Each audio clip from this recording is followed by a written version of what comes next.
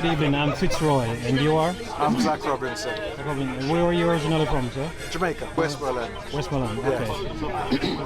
What was it like for you as a child growing up in Jamaica from a financial perspective? We were, you could argue that we were middle class as a youngster, but I came here at the age of 9. Okay. So my grandfather was, fortunately for us, a man of property. So when we came here, it was a completely different lifestyle to what I was living like in Jamaica. Okay. So what age did you come here? 9. 9. And so you basically attend school here, right? Yeah, most of my schooling is done in the UK. Okay. And what did you do after school? After school, I left and joined the army. After leaving school, I went straight into the army. Roughly what age did you join? 17 and a half or something like that. And how did you know about the army? The truth is I was mixed up with the wrong crew and I needed to get away from the thing, otherwise I'd end up in the wrong path, and I decided to leave and go there. Okay. So that's it. What was basic training for you? What was it like? Week one, day one. Day one was strange. The very first thing I remember is going to Sutton Coldfield and being told that there was a Rasta man that came with us to get selected, because you go to an area where you select and go whichever unit you want to go to, and they said haircut. He just went and sat back on the bus and said, I'm cutting my hair. So it's really surprising to see these guys with long hair and dreadlocks and so on, because it was like my day. It was hard. They rushed you hard, but the first thing is to get you fit. So it was really, really hard work, runs and gym work and that kind of stuff to get you fit. And then he went into other things. Okay. So what was it like for you in terms of the physical side of it? No, it was easy. I mean, I was 17 and a half, so it was just more coordination than fitness. I was quite fit. I used to run cross country when I was at school and do a bit of boxing as well. So I was relatively fit when I joined the army. So you were mentally ready for it as well. So you were mentally ready for it when you joined in? I think so. Okay. So throughout your army career, have you deployed anywhere? Yes, I did several tours in Northern Ireland, and we were stationed in Singapore, Malaysia, Canada, Germany, a couple of times. Okay. Yeah, I've been about. Have you been to any war zone or anything like that? Yeah, Northern Ireland. Northern Ireland. 5 times, I think. 4 or 5 times. What was it like for you when you were there? With the IRA? It was hard. It was like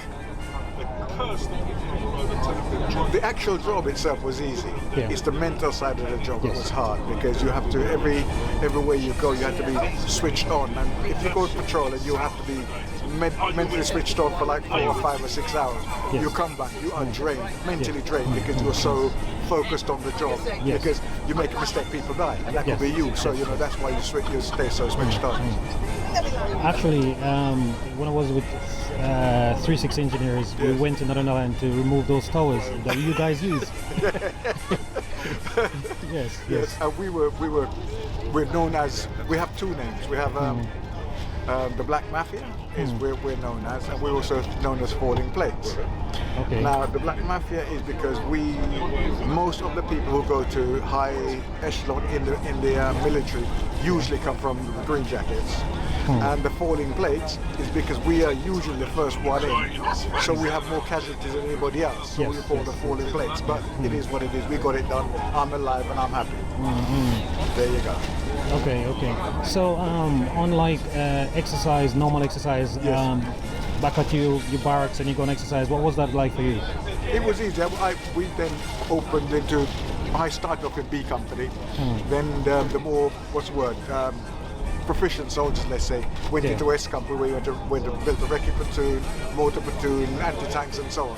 I went into mortars, and I was MFC for probably about a year and a half, mortar fire controller. Okay. So I directed them just where to throw these 10-pound bombs. Oh, I see. So what was that like for you? mentally? It was alright. I mean, I had no mental issue. I had racial tension, and very many times. But for a stress level, that was okay. Apart from when you're actually doing live stuff, you know, people shooting at you, that kind of raises your blood pressure. But apart from that, I felt it was okay. Right. Yeah. So, do you have any siblings at present? Yes. And, I'm second of 7. Okay, and they're all alive? They're all alive, yes.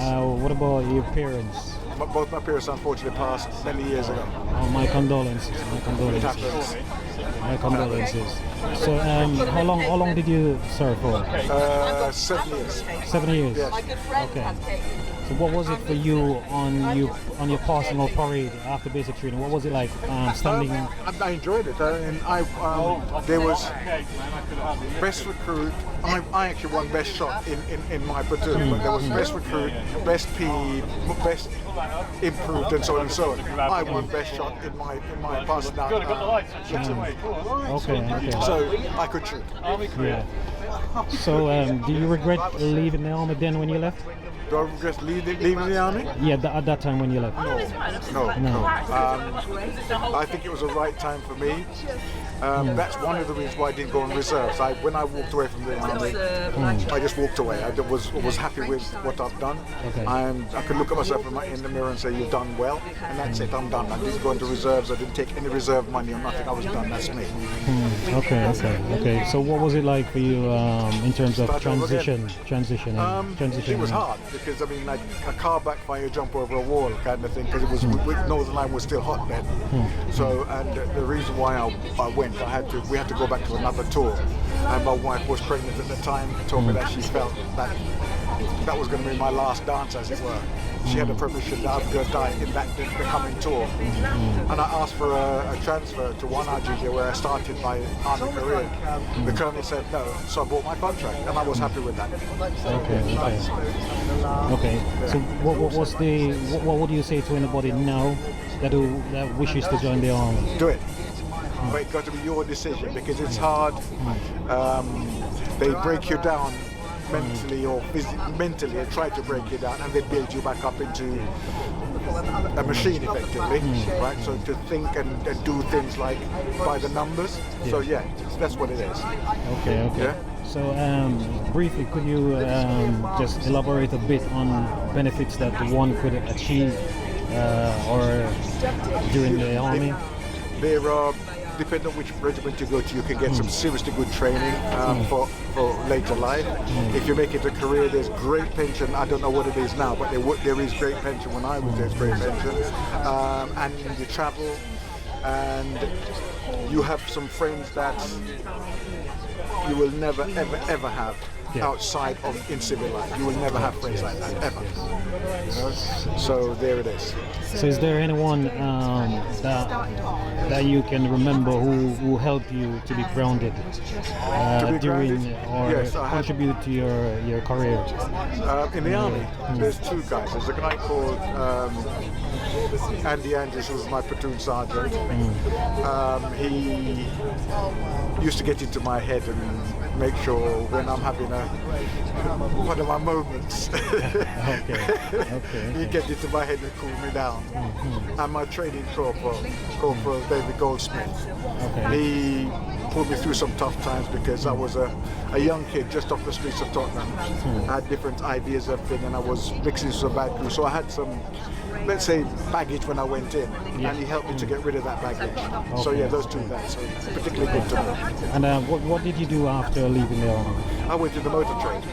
Into the? Motor trade. Motor trade. Yes, I started off as a mechanic, and then for a number of reasons I went into management, and I worked in management for about 40 years. I worked in a prestige brand, Mercedes, BMW, Jaguar, that kind of thing, running a dealership. Okay, so what does this trip and this visit mean to you today?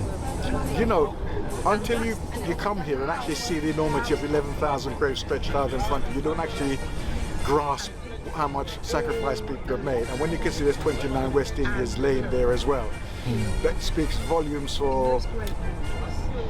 Because it's not advertised, nobody tells you about these things. And when you see it live and you can actually touch it, it wakes you up to the sacrifices that these people have made for you to be where you are today. You know, because without those guys, the world would be a different place. Yeah, true. Because it was like 16,000 then. Basically give their life. Yes. I mean, they went in like blindfolded. Yeah. But after the war, it was only 5,000 could be accounted for. Exactly. So that's massive. A lot of people. And it has changed the course of history, the course of life, not for just black people, but for people across the world, totally.